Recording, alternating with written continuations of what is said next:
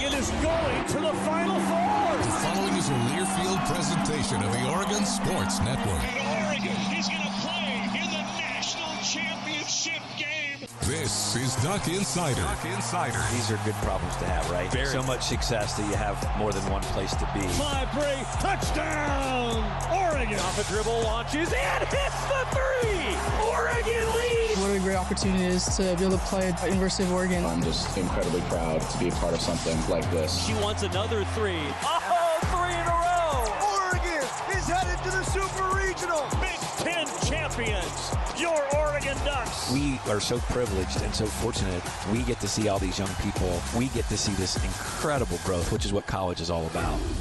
This is Duck Insider on the Oregon Sports Network from Learfield, presented by OnPoint Community Credit Union. People are the point. Now let's go live to the Country Financial Studio to talk Oregon Duck Athletics. It's a Monday here in the Country Financial Studio, and it is full swing crossover season of Oregon Athletics. So we've got so many different sports to touch on. We'll have men's basketball, women's basketball, a little bit of an Oregon baseball preview because the Ducks will start play this Friday on the baseball diamond. The season's starting for Oregon baseball on Friday. Oregon Acrobatics and Tumbling also starting this weekend, getting you prepared for those seasons, as well as reviewing the start of lacrosse season, who got a win on Friday to kick off their year. Oregon softball, who got not one, not two, not three, but 5 wins to start off their weekend and their season on the softball diamond down in Las Vegas earlier this week. And also breaking down men's golf, who was out on the course for their first spring course tournament. There's a lot. There's a lot going on, and it only gets busier from here because, like I mentioned, some of those sports haven't even started yet. But we are getting towards the gut check back end time of basketball season for both Oregon men's and women's basketball. And we are going to break down the games from this weekend, and we will start with the men going up against Michigan State on Saturday. It was an early tip at 9 a.m., and it looked like Oregon, despite it being a 9 a.m. Pacific body clock, was ready to get rocking and rolling, especially in the first half. 50 points in the first half, 50-36. It was a strong start for Oregon. Unfortunately, the Ducks, who put up 50 in the first half, gave up 50 in the second half, and it was really a tale of two halves. Like we've said coming in, it's tough to win in the Breslin Center. Michigan State, it's hard to win on that road trip. And Oregon, I thought, put up resilient efforts. It felt like the defensive intensity was especially strong early, and it led to offense on the other end. It didn't feel like Oregon came out with that same defensive intensity in the second half.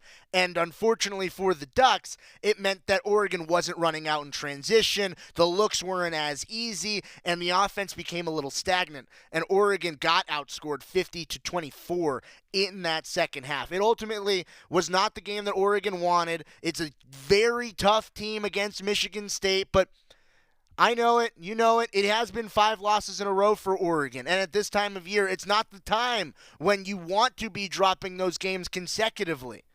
However, there are so many things still in front of the Ducks, and there is a little bit of a more favorable Big Ten schedule coming around. Oregon, as it stands, still, if they take care of some business, in strong position to accomplish all the things that we thought this team was going to accomplish at the beginning of the season, towards the beginning of Big Ten play. Resiliency is important. Battling through these ups and downs of a basketball season are important because there will be times where you skid. It's how you build yourself out of it. But Oregon, at this point, they do have to build themselves out of it because it was a loss for Oregon against Michigan State in a game that early it felt like Oregon was controlling. Dana Altman, he talked to Joey Mack post-game, obviously disappointed with the results. Tale of two halves. That was really the story. Well, Coach, I was just going through some of the statistics and, called it a tale of two halves. And I'd imagine that's part of your breakdown here today, just the first half. Without a doubt. First half, our ball movement was good. We were up 1 on the boards. Thought our defensive activity was pretty good. We killed them on points off turnovers the first half, 21-2. Second half, activity wasn't there. Gave them 4 wide open threes to start second half, and that obviously turned the game. But and we got out rebounded. We got killed on the boards second half. Couldn't get a rebound. So a lot of good things first half. A lot of bad things the second. Right. One of those good things that I wanted to ask you about, Coach, I thought KJ Evans, 10 points, 7 rebounds for you today. Well, he had a good first half. He had 7 rebounds in the first half, and like a lot of our guys, couldn't get one in the second. And, he got one on transition, but, just had a good first half, kind of like our team. Didn't play very well the second. Well, the takeaway then moving forward, Coach, how do you bottle up that first half and get that for a full 40 here moving forward? Well, first of all, our ball movement's got to improve.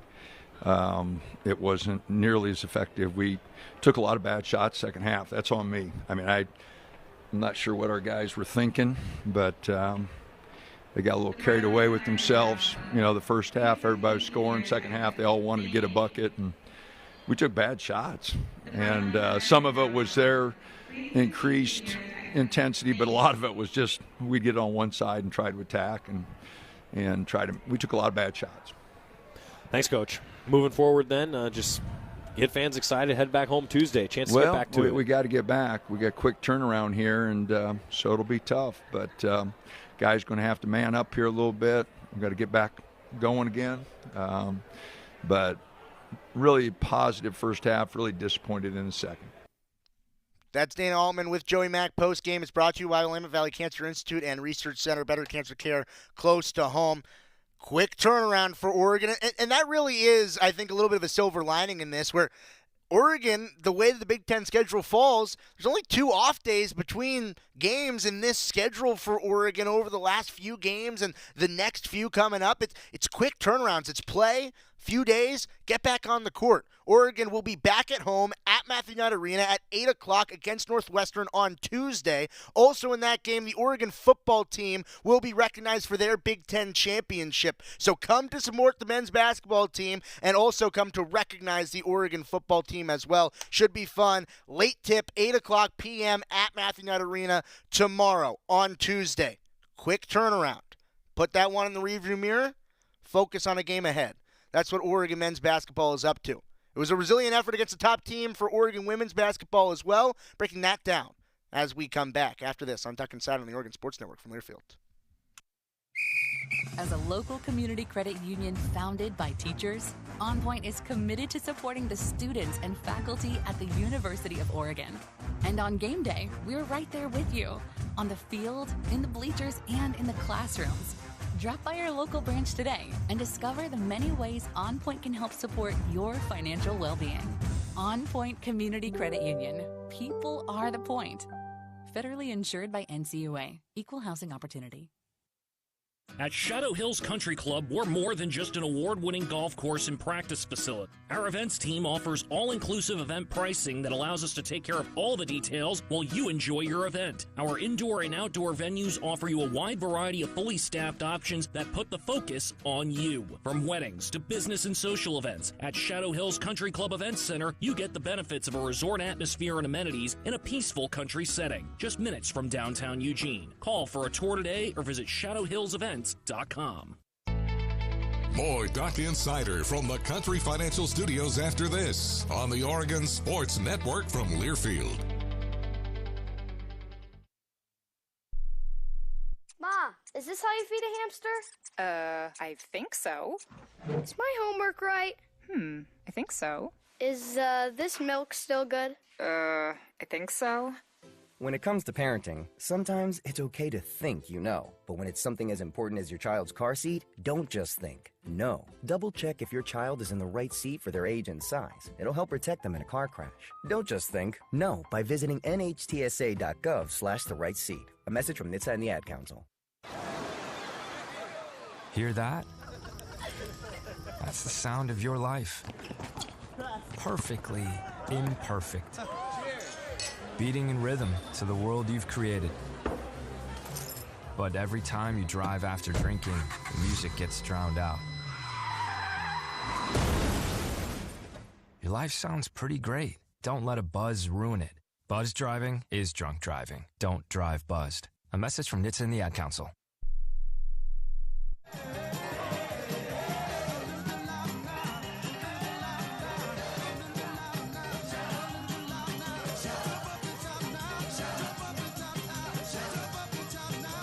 Back here on Duck and Satter inside the Country Financial Studio. Duck and Satter is always brought to you by OnPoint Community Credit Union. Ryan Milano with you on a Monday, breaking down a packed weekend in Oregon athletics. And it was a packed day yesterday. You had the Super Bowl later.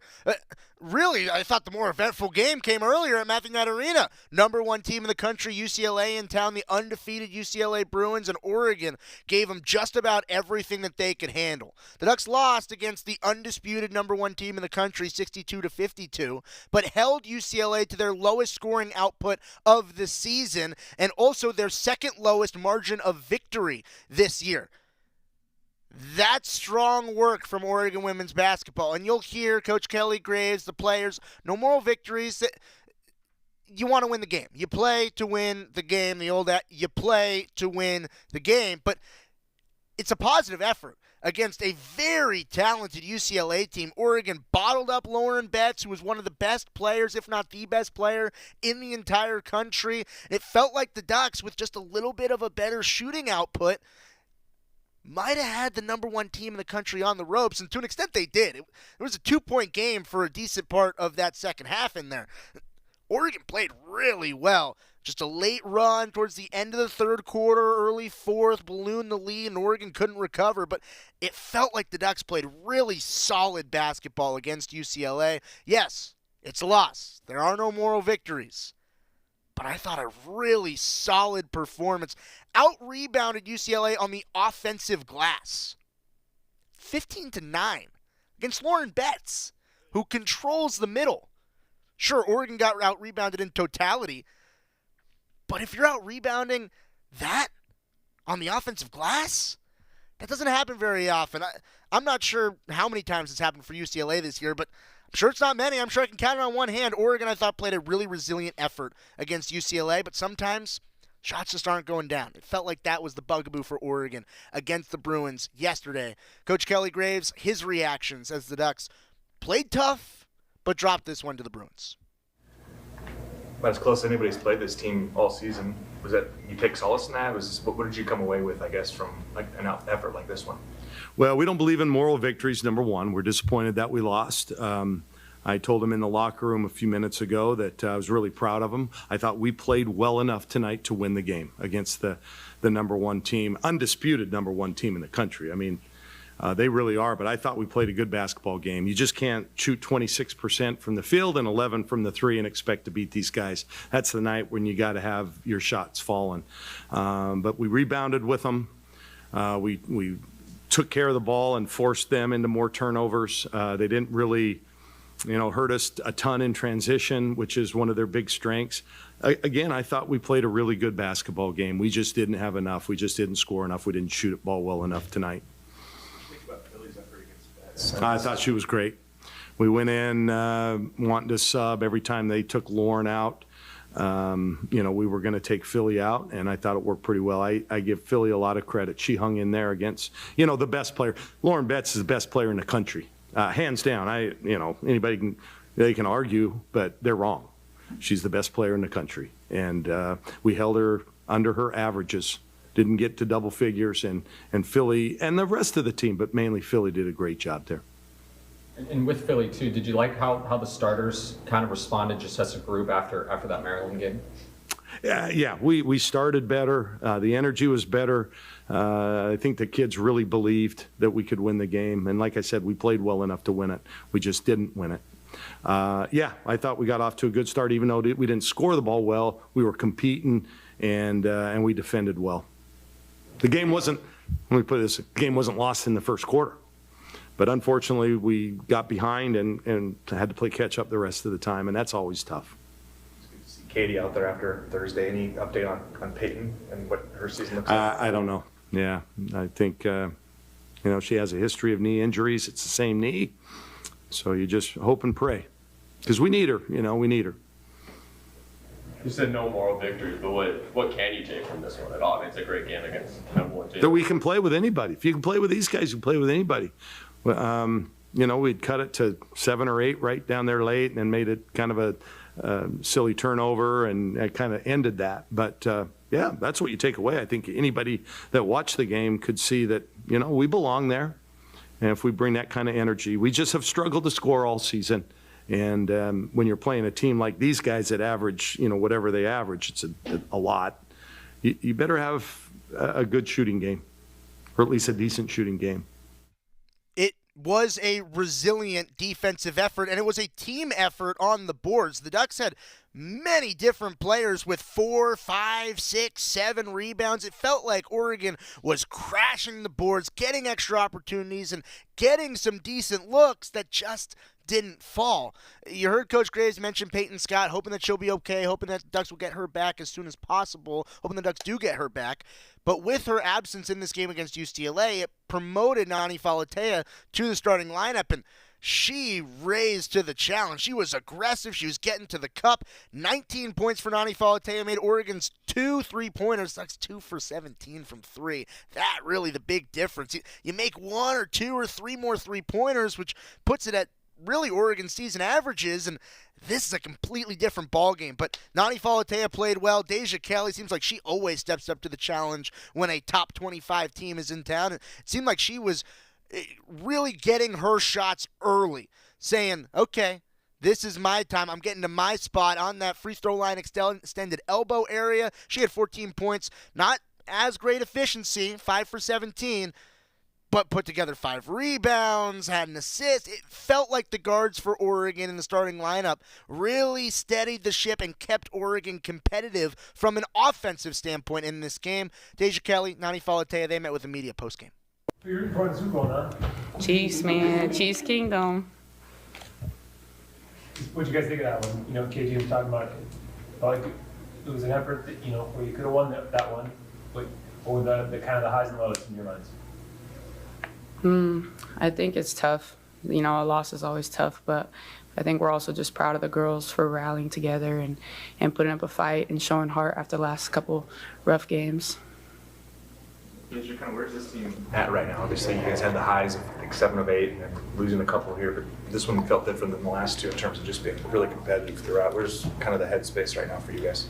Yeah, I'm hoping it's all in a good space. I think this was a little bit encouraging for us. Obviously, again, like we were saying kind of in the locker room, we don't love moral victories, but I think we just came out with a different intensity, different mindset into this game, and, we hung in there, but ultimately we just got to make shots overall. That's what's going to beat really good teams like this, but for our defense to be able to allow us to hang around as long as we did and all the way till the end, I think that definitely speaks volumes, but overall, I think we're in a good spot. We know we have a few more games that we need to win and get, so we just got to keep looking forward.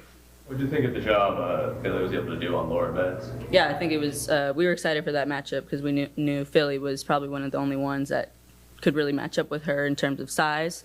So I thought she did a really good job in terms of just bodying her. We stuck to the game plan. So I was proud of Philly. 19 points, Nani. That's the most you've had since you've been here.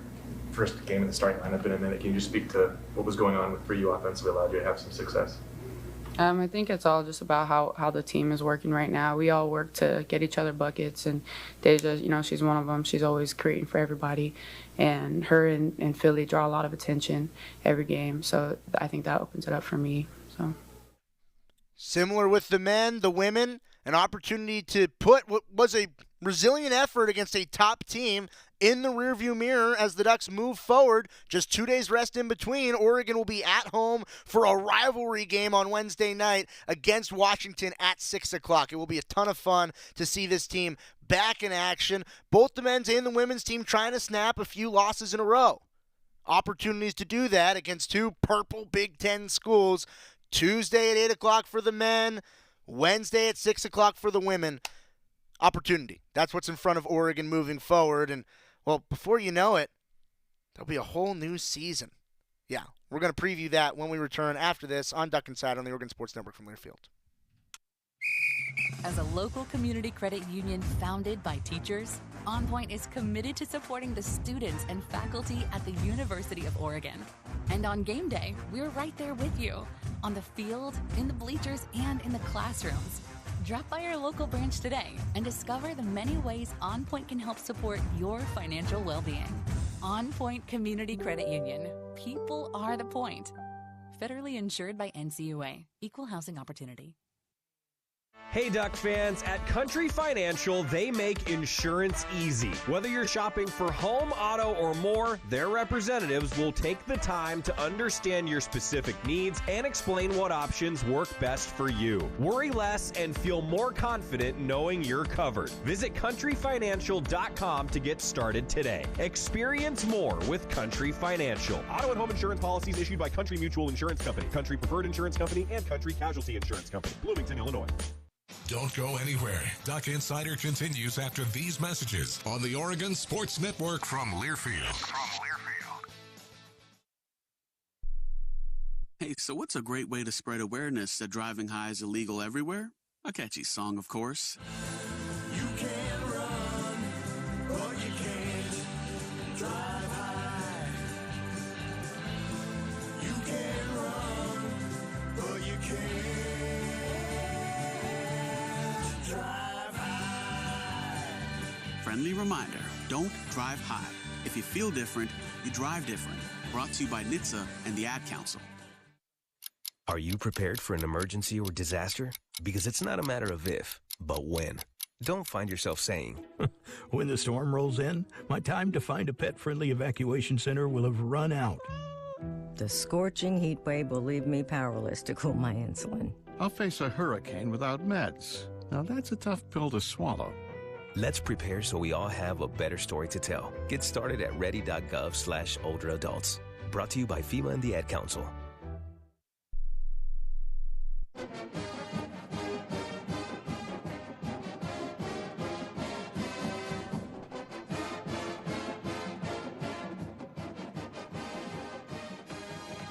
Back inside the Country Financial Studio, Duck Insider brought to you by OnPoint Community Credit Union on a Monday, which means that we are 4 days away from Oregon baseball opening day. First pitch against Toledo at 3 o'clock at PK Park. Oregon opens their season with 13 home games.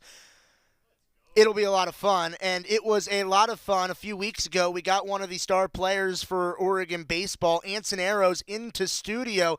I don't know where he'll be playing, behind the dish, in the outfield, somewhere. He's got to play somewhere. He's been that good for Oregon over the last few years, and especially with his breakout season last year. The conversation with Oregon's utility man. Anson Arrows in the studio, ladies and gentlemen. Anson, welcome. Just first impressions of the studio. Amazing. Yeah, there's a ton of really cool stuff in here. I can't stop looking around. It's a treasure trove of Oregon history in here. And what I'm really happy about is that your teammates all had similar reactions when they stepped into studio, and yet none of them told you what you're in store for, which I'm actually incredibly excited about because we like it when you come in blind. Yep. So we have a tradition here in studio. It's called our 2-minute life story. So for you, Anson Arrows, we're trying to get as close to 2 minutes as possible. You can go over, you can go under, but you're trying to hit 2 minutes right on the dot, encapsulating everything that is Anson Arrows from when you were born to now. 2-minute life story whenever you're ready. All right. I'll try to keep the time my best. All right. My name's Anson Arrows. I'm from Auburn, California. I grew up. I have an awesome family. Happily married parents and a younger sister who's one of my better friends. Like I said, Auburn, California. It's in the foothills of Sacramento, kind of between Sacramento and Tahoe. My dad is a small business owner in Auburn. He owns a sports bar, owns and operates. So that was kind of a big part of our family. That's what makes all this possible. That's what helped get me here. My mom's a stay-at-home mom as well as a self-employed graphic designer. And she's extremely talented. I mean, some of the stuff she's made is unbelievable. And then, my younger sister, also very athletic, but in the rodeo world. So she grew up riding horses. My grandparents owned a ranch in Auburn. And we grew up there, kind of living part of the Western life, as well as my dad being from Sacramento, brought in kind of the city side of it. And we lived an awesome blended life of the two. went to Placer High School, loved all the sports, played basketball and baseball there, and then took off with baseball and made it here. So now it's been an awesome career and loved every minute of it.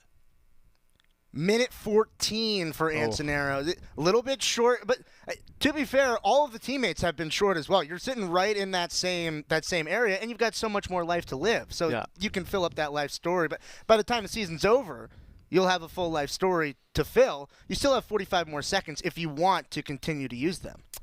I can keep going a little bit. Talk about I should have gotten into my career here a little bit, I guess. I'm a senior here, so I've spent 4 years.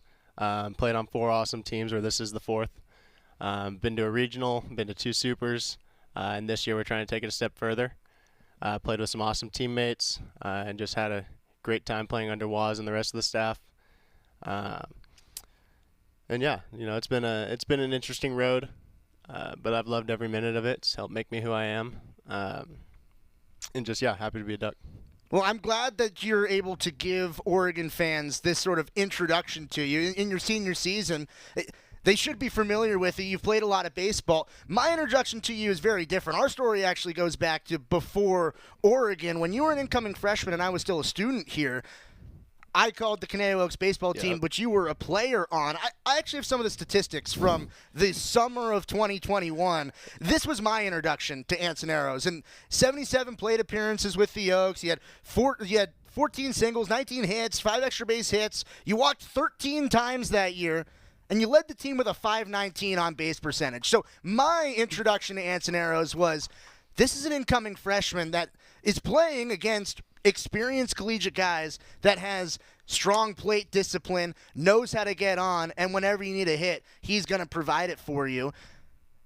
That Antoneros has come out in your Oregon career, just your journey, because you were an Oregon commit when I met you. So flashback to 6 months before I met you, when you were still deciding where you were going to go to play college baseball.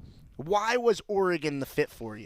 So I committed fall of my junior year, right around that time where in the recruiting process you're allowed to take official visits, you're allowed to answer phone calls from college coaches rather than having to call them first and kind of work around all those rules. When I came here and saw Eugene, I knew it was the place to be. Just seeing, I came on a sunny day, which helps a lot. I love good weather being from California. It looked a lot like home with the river running through.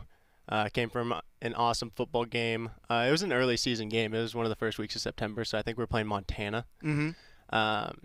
And my mom always says it, but it was like a moment that I felt it when hearing coming home at the end of the first quarter. I was like, this is cool. You're like, I'm gonna seeing come some home. tradition, and just seeing like the pride and what it means to be a Duck and the love of the city coming together for that kind of stuff. It really felt homey. And then as far as everything else, we're top notch in every department. Baseball's, in my world is dominant. Waz runs an awesome show over there. And then from the academic world, I felt like I was going to get all the help that I needed. And it just felt like it checked every box. I'm glad you talked about the relationship with Waz and the coach. Talk to me about Coach Waz and Coach Martyr and your relationship with them and how that's developed from your recruiting journey to now in your 4th year with the program. Yeah, so my recruiting journey with Waz started pretty early. So my sophomore year, when he was still at Purdue, I was talking with his assistant and recruiting coordinator there, and we were trying to get the ball rolling on getting me out to Indiana and up into the cold weather and Big Ten country, obviously. And we were trying to get out there, and then once he got the position here, the ball started rolling a little bit more. He hired Martyr. I think I was one of Martyr's first calls as a recruiting coordinator. And I will always remember how that call went because I answered a call from a blind phone number I didn't really know. No, I had to call him. I got a text saying, hey, call Martyr. I was like, okay. He picked up the phone. He's like, Anson, Jack Martyr, watched you play this weekend. I thought you were all right. And he didn't say anything good about me. He just said, here's what you did. Here's what you did wrong. And here's how I would coach you. And I was like, this is a guy that I want to play under. I think he's going to make me a lot better. And it's been basically that relationship ever since. You know, I love Martyr, and when you get him off the field, he's a great guy to be around, and he's an awesome friend, and even on the field. But he takes it serious, and he tells you how to get better. And it's been, 4 years of that, so it's been really cool. And then Waz, they complement each other so well. They pick up on the holes that the other missed. So if one guy's, getting on you about whatever it may be, the other guy picks you up a little bit, and then vice versa. They're kind of a little bit of good cop, bad cop, but they get the job done and they do it efficiently. Take me into that sort of level of honesty from a coaching perspective, from a player perspective that you're getting from the coaches. Was that something you were looking for, and how has that helped you grow throughout your time here? Yeah, so I grew up with my high school was very old school. We had an older coaching staff who coached a lot of, play hard. The Hillman was our mascot, and everything was hustling Hillman. It was all about pride. It was all about doing things right. And then to come to a staff here that is very much similar. We take a lot of pride in our culture, the process, everything that we talk about, and living to a high standard. So I was kind of groomed for it in a sense, and I knew what I was looking for. I didn't want to go somewhere that my life was going to be too easy, right? Because if it's too easy, I just didn't feel like I was going to grow. I wanted to be in a place that made me uncomfortable, that pushed me to limits, and, helped me move along the path that I was already kind of grooved onto from a young age. So, this has been the fit for me, and I've loved it ever since. I want to talk about the origins of what you wear on your back. It's not very often you get a number as high as 77. Where did the number 77 come from? Has it always been your number? Why are you wearing 77? I started wearing it my first year of All-Stars when I was 9. It was the first opportunity I had to pick my own number. And the backstory to it really was when my parents, probably before I was even alive, it kind of became a symbol between my dad and my mom of like a short way of saying I love you, and kind of when they were planning a family, it was kind of a symbol that they were basing a lot of it around. And then when my sister and I started getting to the age of going to school, and you get too cool for mom, you get too cool for the drop-off process, and your mom's yelling I love you, I was like, don't do that. And it turned into we just started throwing the number 77 around as kind of that symbol. You got all kinds of different things that mean love and family, and that's what ours became. We made it unique to us, and it kind of just became a symbol, like a symbolic thing of who we are. So there's a lot of pride when guys around the ballpark call you sevens. There's a lot of pride in that for you, isn't there? Yeah, it's a cool. I like the number a lot too. It helps. 7 is just one of my favorite single-digit numbers, so I put it on there twice. It's a good number as is. But yeah, there is a lot deeper meaning to it, and when we go home, a lot of my family, we all recognize it. Some really cool stuff, learning a lot about ants and arrows. There's more to come with this conversation, getting you prepared for baseball season, starting at the end of the week, Friday, 3 o'clock against Toledo. Part 2 of that conversation with ants and arrows coming up after this on Duck Inside on the Oregon Sports Network from Learfield. Dear winter, Toyota can't get enough of you, because Toyota's got 25 vehicles with available all-wheel drive and four-wheel drive. And that's more than any other auto brand. So you bring the action and we'll bring the traction. Always Toyota. Toyota, let's go places. Based on manufacturer's websites as of 10/20/24. As a local community credit union founded by teachers, OnPoint is committed to supporting the students and faculty at the University of Oregon. And on game day, we're right there with you, on the field, in the bleachers, and in the classrooms. Drop by our local branch today and discover the many ways OnPoint can help support your financial well-being. OnPoint Community Credit Union. People are the point. Federally insured by NCUA. Equal housing opportunity. Dear winter, Toyota can't get enough of you, because Toyota's got 25 vehicles with available all-wheel drive and four-wheel drive. And that's more than any other auto brand. So you bring the action and we'll bring the traction. Always Toyota. Toyota, let's go places. Based on manufacturer's websites as of 10/20/24. Duck Insider continues after this timeout on the Oregon Sports Network from Learfield.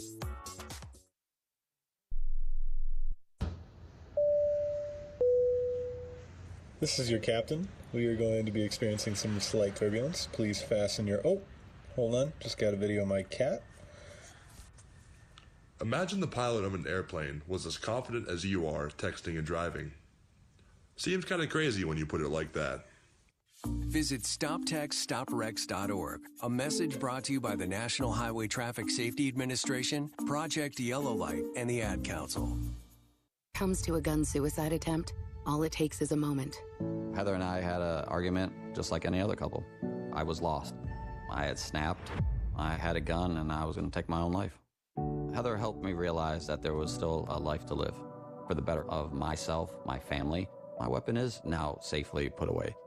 A moment of crisis can happen to anyone. Store your guns, locked, unloaded, and away from ammo. Hear more safe stories at endfamilyfire.org. Brought to you by Brady and the Ad Council.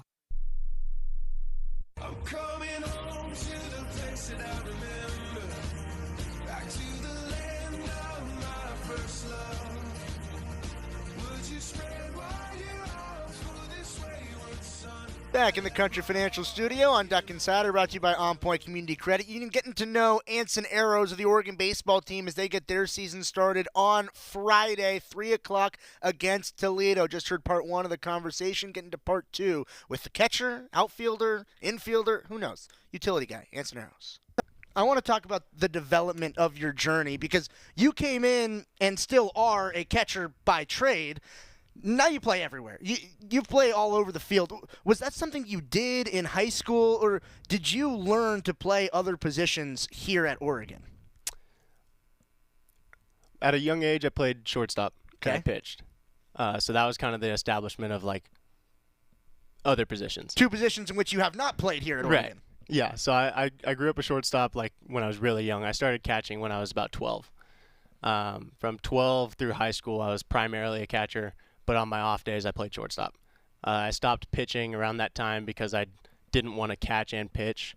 You know, there's a little bit of that stigma around, protecting young arms. You don't want to overthrow, all those kind of things, which was real. So I, chose to catch. Mm-hmm.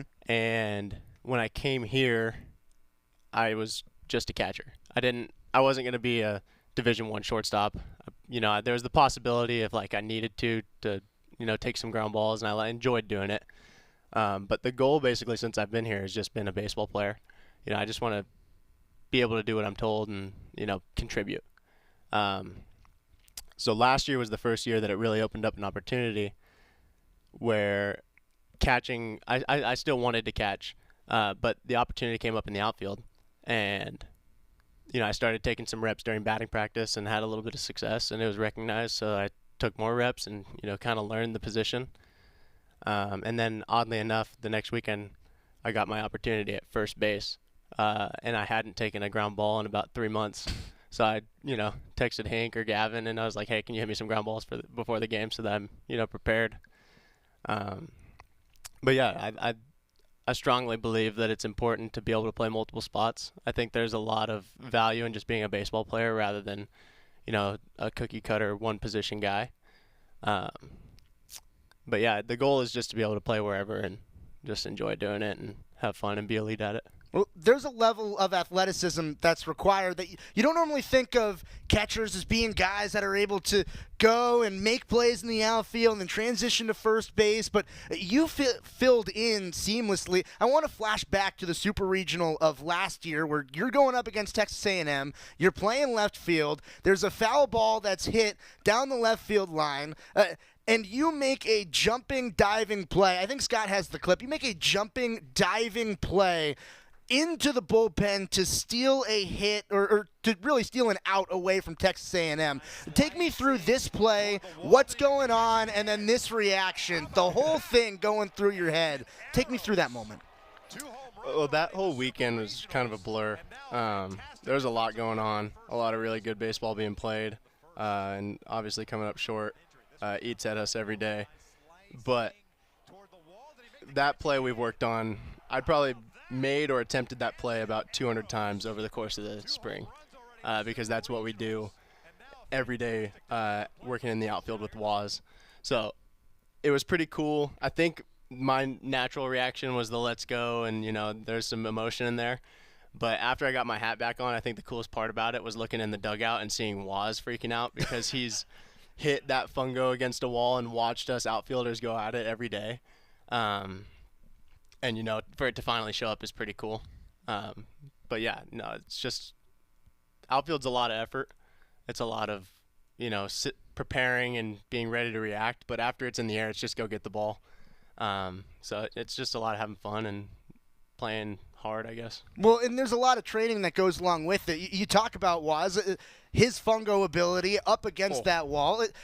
It's been the calling card of all the guys that have been here said, oh, Waz hits a fungo better than just about anybody I've ever seen. And that mentality of, okay, we train that, but also the run through the wall mentality where the obstacles are in the field of play. Like, they are part of the game. You have to train to make plays like that. Those plays aren't made in June. They're made in February before the season even starts. Yeah, or even September, when we get here at the start of the school year and we start in fall ball.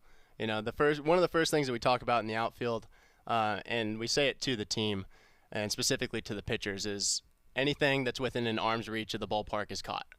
And that's our standard. If it's in the air and you can reach it running through a fence or over a fence, we got to be able to catch it. And anything that falls is, below the standard in a sense. So having that mentality and actually believing in it and going for it is kind of huge. And playing with guys last year like Betcher, who is clearly not afraid to run through anybody walls or people or whoever it may be. Having a guy like that every day was pretty cool. And along with everyone else, we've seen Mason DeVille do the same kind of stuff. He's playing an elite defense now. Jeffrey Hurd, same way. I grew up, the last few years I had Colby Shade, I had Tanner Smith, even guys like Anthony Hall, who I've watched in the outfield and play elite defense. So it's been 3 years in the making of watching people and just, kind of trying to imitate in a sense, being that it was so new to me, is just, do what other people are doing, and if it's in the air, go catch it.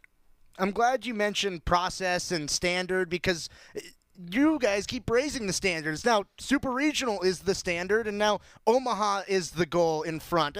I want you to flash back to last season, the Super Regional year, the entirety of it. Are there moments for you that you can pick out now that we're something like 8 months removed from the close of last season as favorite memories from what that 2024 year was? Yeah, I think there's a lot of really good that happened. Personally, I have some favorite memories. It was one of my best years, kind of breakout in a sense. I had really good weekends, and, I could tell you the little moments that I really enjoy. But the really cool stuff is, like, the team moments that we had, the big wins. Like Bryce Betcher's extra inning home run in the regional is probably one of my favorite baseball moments ever, and will be for a long time. Obviously, the Super Regional early innings were exciting as all get. Having an offense come out and explode like that and show that we were there to play.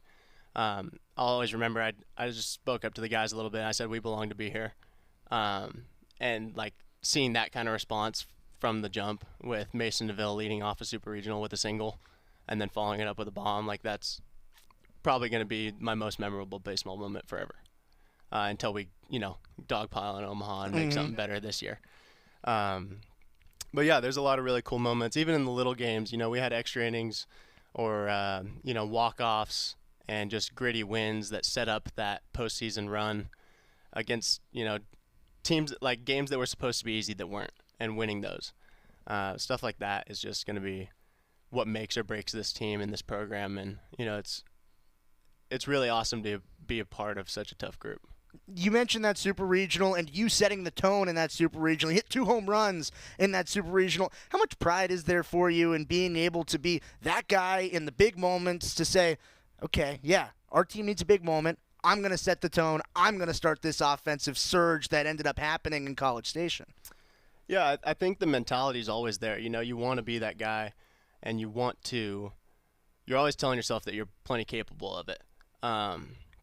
But baseball is such an interesting game where sometimes stuff just rolls the right way.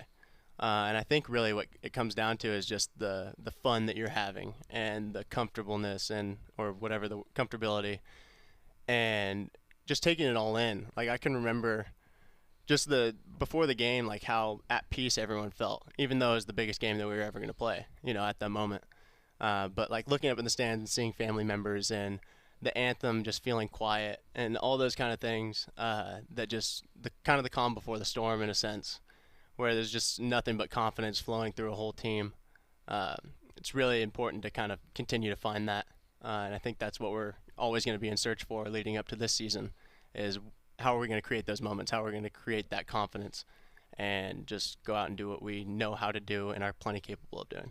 You talk about calm before the storm from a micro single game perspective. We're kind of in the calm before the storm of the 2025 season. As we're talking now, season starts in less than 3 weeks.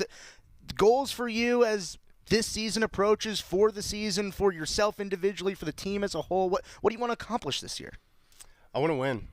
I think that's the focus. All the personal stuff will, come as it needs to.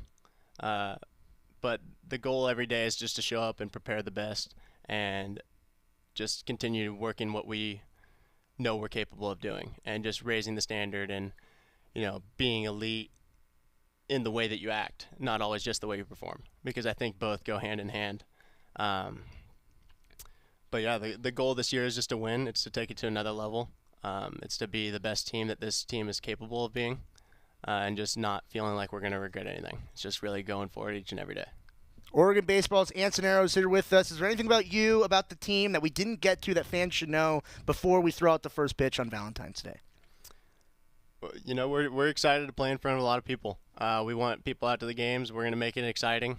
I think this is a special group. We say it enough, and we truly believe it. And we're just ready to show it. This is a team that's capable of doing anything that's never been done before, and we're going to strive each and every day, absolutely working our hardest to make that happen. Ansonero's. Thanks, buddy. Appreciate it. Yep, thank you.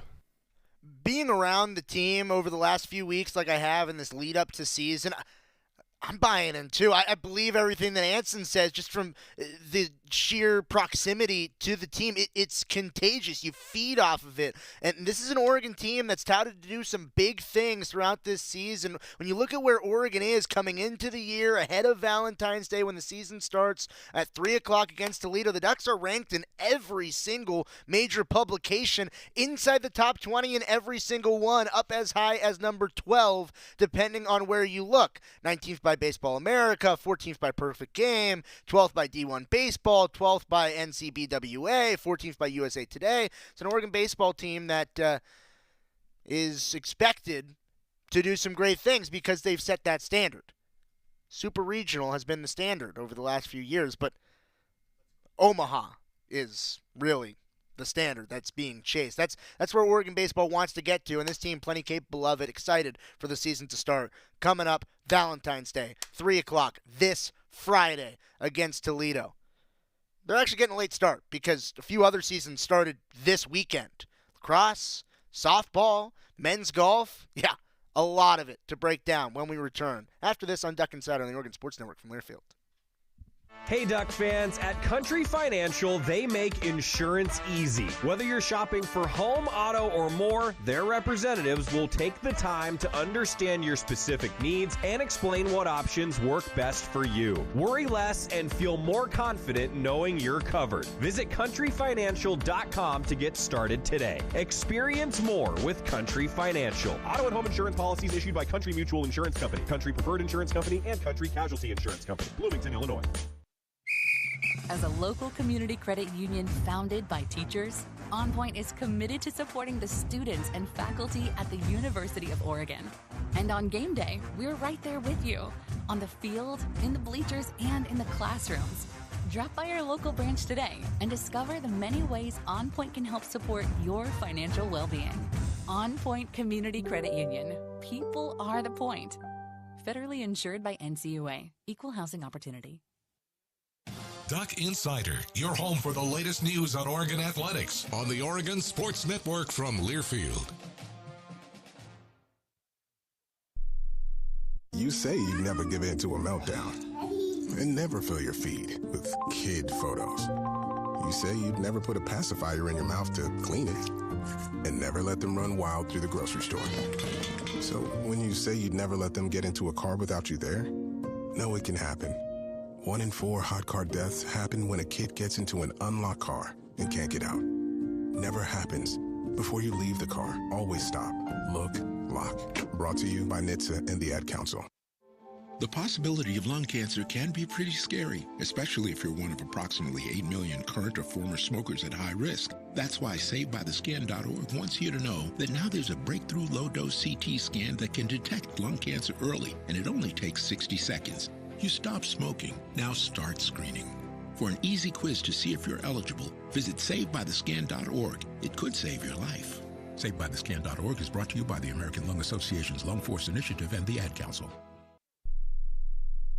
You know you make me wanna kick my heels up and throw my hands up and throw my head back and come on now, don't forget to say you will.